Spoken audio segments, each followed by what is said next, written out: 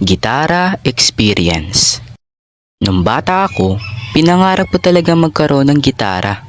Gusto ko talaga kasing matuto nun eh. Kasi ang cool, men. Dahil sa gustong gusto ko magkaroon ng gitara, inipon ko yung binibigay sa akin na baon ni mama na 20 pesos araw-araw.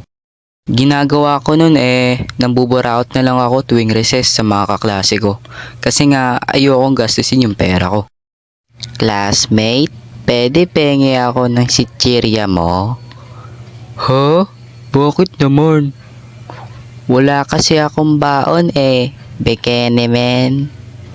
Nakakaawa ka naman. Sige, sa'yo na tong sitsirya ko.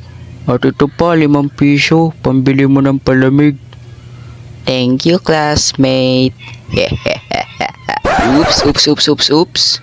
Hashtag wag tularan. Nung makaipon ako ng pambili ko ng gitara ay kinuha rin sa akin ni mama kasi wala kaming pambudget nun eh. Pero buti na lang talaga, dumating yung tropa kong kolokoy na si Carlo. At binigyan niya sa akin yung luma niyang gitara kasi meron naman na siyang nagagamit. Bale, 3 kasing gitara niya. Thank you very much sa'yo, Lodi. Ang pogi mo talaga. So, yun nga. Sobrang saya ko nun nang magkaroon na ako ng gitara. Kasi matagal ko na talaga yung hinihintay. Sa wakas, ang aking pinaka-inaasam-asam. Gitara. Nung nagkaroon na ako ng gitara ay nag-aral kagad ako kung paano tumugtog nito. Sa una ay sobrang sakit sa daliri kapag iniipit mo yung string. Tapos di pa pulido yung tunog. Aray men, ang sakit! Pero nung tumagal na ay nawala na yung sakit. Tapos naging pulido na rin yung tunog. Maraming salamat dito sa kalyo kong to. Hehe, walang anuman. Nakalipas ang ilang buwan ay natuto na rin akong tumugtog ng mga iba't ibang kanta. At mas nasanay na rin ako. Sinubukan ko ring aralin yung bar chords. At yun, di kinain ng daliri ko.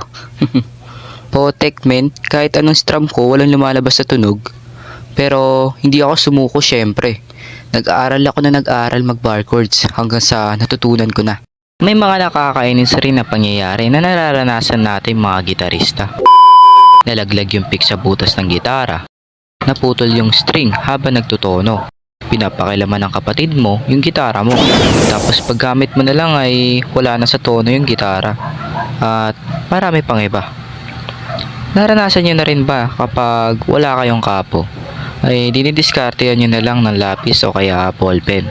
Tapos maglalagay rin kayo ng rubber band. And voila! Pwede na. Ang sarap sa pakiramdam kapag natutunan mong tumugtog ng mga iba't ibang kanta. Lalong-lalo na yung mga paborito mo. So, yun lang muna ang aking gitara experience. Kung gusto niyo ng part 2 nito ay mag-comment lang kayo dyan at kwento niyo na rin yung mga nag-experience nyo sa paggigitara. Mag-iwan na rin kayo ng like and subscribe para updated kayo sa mga susunod kong i-upload. Hanggang sa muli!